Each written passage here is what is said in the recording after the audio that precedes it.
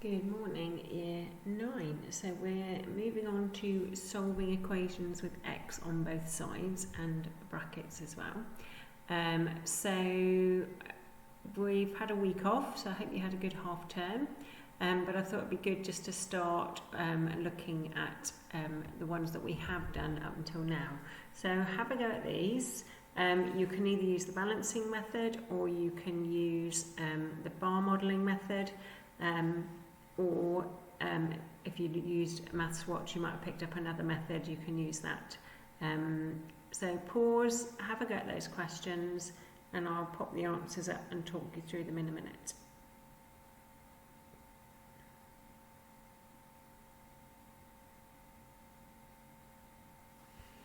Okay, so hopefully you've had a go at each of these, so let's check the answers. So for the first one, you'd start by subtracting the 4, that would take you to 18, and then you divide by 6 and you get x is 3.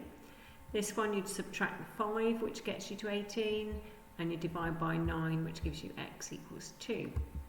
On this one you're going to add the 2 to both sides, which gives you 7x is 21, divide by 7 gives you 3. Here we're going to subtract the half, which gives you 3x equals 6, so x must be 2. Here you're going to add 3.5, which gives you x over 2 equals 4.5. Remember, that's half an x is 4.5, so we need to multiply by 2 to give you x equals 9. On the next one, we've got x minus 12 over 3 equals 24. So I need to multiply by 3 first. Well, 3 24s are 72. Then I need to add 12, so that gives me x equals 84. This one, you can multiply the bracket out first, or you can divide by the 3, it doesn't matter. But if we do 21 divided by 3, that's 7. So then we'd subtract the 5, we get 2x equals 2, so x equals 1. Okay, so please, whichever method you choose, make sure you've shown you're working. So we're going to move on to solving equations with unknowns on both sides. That means I've got x's on the left-hand side, x's on the right-hand side. Okay, I'm also going to look at some involving brackets as well. Okay, so what I've set up here are 3 balances. Okay, so if you remember, an equation is like a balance. Okay, it has to stay flat and balanced. If I take things off one side, then the balance would tip. You can imagine that happening. So in order to keep it balanced, I need to make sure the same thing happens to both sides. Now, what I'm aiming for, I'm trying to find out what 1x is worth. So I've got boxes here representing the x's. I want to know how much one of these x weighs. Okay? So I need to have an x on one side and a number or a weight on the other side. So I need to start taking things off, so I'm left with just 1x. But if I take an x off this side, I know we're going to unbalance, so I need to take x's from both sides. I'm going to remove an x here and remove an x here. Okay, so now I'm balanced, and I know that 2x's plus 5 more gives me 11.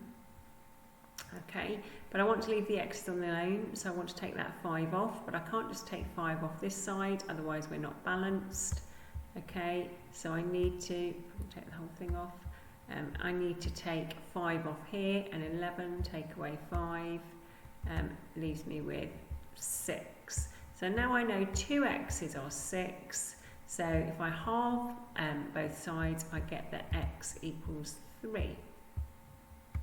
Okay. So what you might have noticed is we started by taking the x's off. So when we're doing the balance method, and I'll show you how to write that out later, you need to start by taking x's off first, so you only have x's on one side. Okay, so how do we know how many x's to take off? Well, when they're in this picture form, it's fairly easy.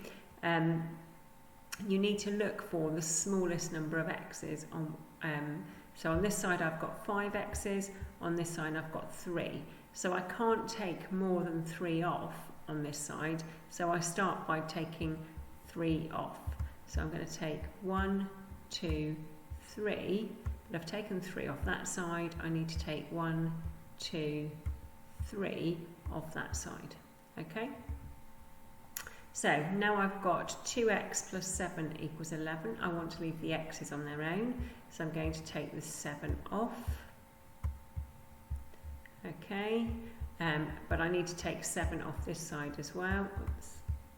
And that leaves me with 4 on that side. So if 2x equals 4, x must be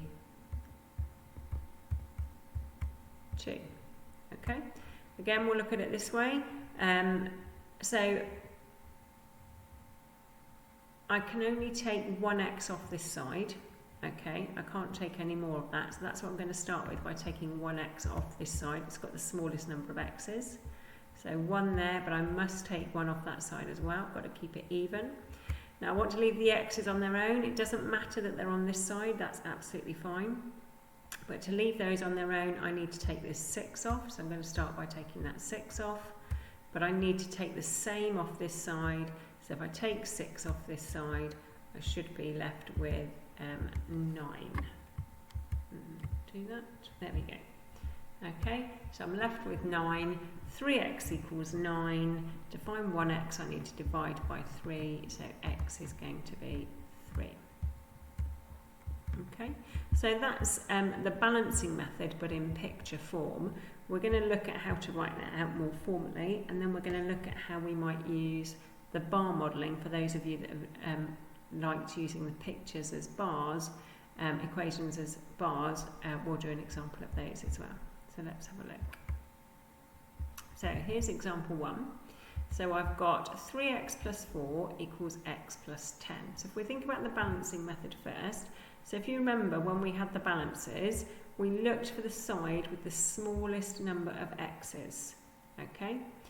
And our aim was always to have 1x on one side and the numbers on the other. So if I look here, what's the smallest number of x's? Well, it's this one here. I've got 1x on its own. So I'm going to take that off. But I can't just take x off that side. I need to take x off the other side to keep it balanced. So 3x, if I take an x off, I'm left with 2 x's. But I've still got the plus 4 and I'm left with 10. Now to leave the x's here, I want to get rid of this 4. So I'm going to take 4 off both sides, which gives me 2x equals 6. And then I need to work out what 1x is, so I need to divide by 2 or halve, and we get x equals 3. So that's how we would write it out with the balancing method.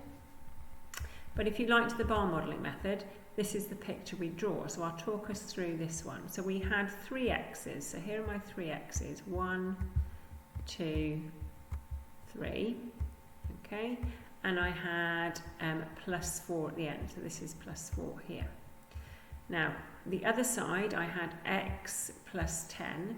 But what's important to notice is that those two things are equal to each other, which means these two bars should be the same length. So 3x plus 4 is the same length as x plus 10. Okay, so remember we're trying to find out how much 1x is worth. So I can see straight away that actually these two are the same. I can remove those from the equation now because they're going to be equal to each other. So if I take them both off, that's fine. And I can see now that 10 is worth 2x plus 4. Okay, so now I'd think about, okay, if 10 is worth 2x plus 4, this bit must be worth 4. So that means the remaining bit is worth 6. So that's 2x's are worth 6. So each x must be worth 3. So exactly the same answer, but using a bar modelling method. And we've done the same processes. We've started by taking the x's off because we could see that we could then work out how much this was worth. Then we took the 4 off, and then we said, well, 2x's are 6, so divide by 2. So it's the same process, but it's just a picture helping us to work through. So let's have a look at the next.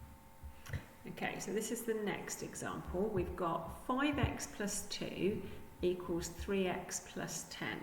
So we'll start by doing it as balancing, and then we will move on to using the bar model. So again, I'm looking for the smallest number of x's, which is 3x, and I'm going to start by removing 3x. But I can't do that to one side. I need to do that to both sides to keep that balance balanced. Okay, so under here, 5x, take off 3, if I just take off 3x, leaves me with 2x.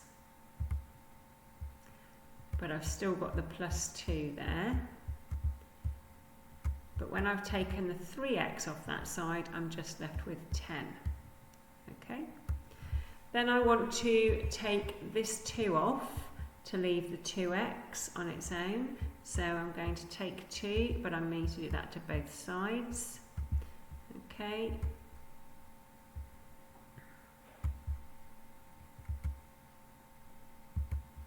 So if I take the 2 off there, I'm just left with 2x on this side.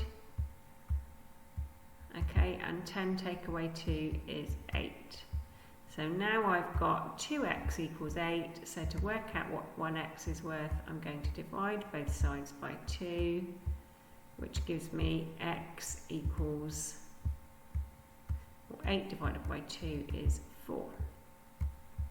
Okay, so here's my bar model again. The 5x plus 2, here are my 5x's, 1, 2, 3, 4 and 5. Okay, and then I had plus 2 on the end, and then on the other side I had 3 x's and plus 10. Now again, I've said that this side equals this side, so they must be the same length. Okay, so I'm trying to work out what 1x is worth. These I can get rid of because I can see that they are equal to each other. I don't need them, so I'm going to cut off here. And I've got that 2x plus 2 is the same as 10.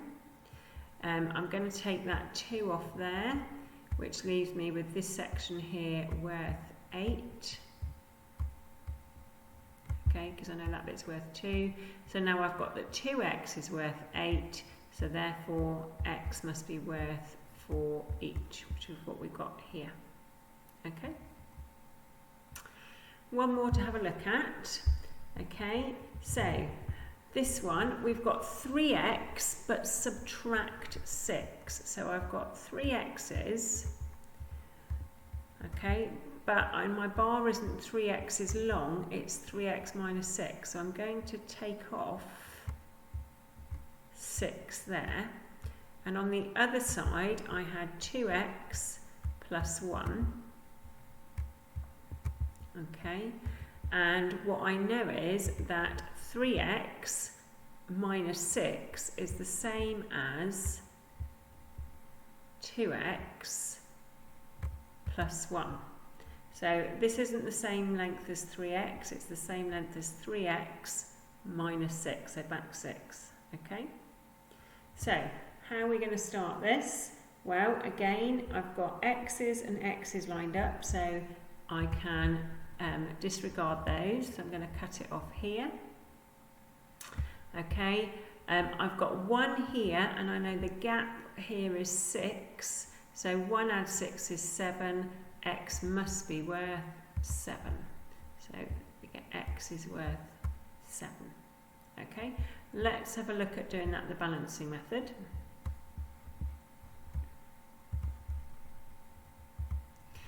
Okay, so looking for the smallest number of x's, well that's 2x, so I'm going to subtract 2x from both sides. Okay, so if you imagine those pictures from the beginning, we were literally taking 2 boxes from both sides. Okay, let's underline that. Okay, so if I take 2 boxes off here, I've got 1x left, minus 6, and on this side I'm just left with 1. Okay, now I want to leave that x on its own, so I need to add 6 to both sides to get this bit down to 0. So minus 6, add 6 is 0, but I need to add 6 to both sides to keep everything balanced. So we get that x equals 1 plus 6, which is 7, which is what we had from the picture. But again, it's the same ideas. We start by taking off the 2 x's and then we add the 6 on to find out the value of x. So here are some questions for you to have a go at. So use whichever method you found comfortable. If you want to be drawing the balances like we did at the beginning, if that's helpful, then do that. Doesn't matter, but I would like to see some working so that I know it's not just a case of trial and improvement. You do need to be showing working for these. It also helps if you've got working and you're not getting the right answer. I can try and work out where you've gone wrong. And it's a lot easier if you've got your working there to show me. So have a go at those. What I suggest you do is pause the video and I'll pop the answers up in a minute. Any problems, you know, just to email me or put a note on show my homework and I'll get back to you as soon as possible.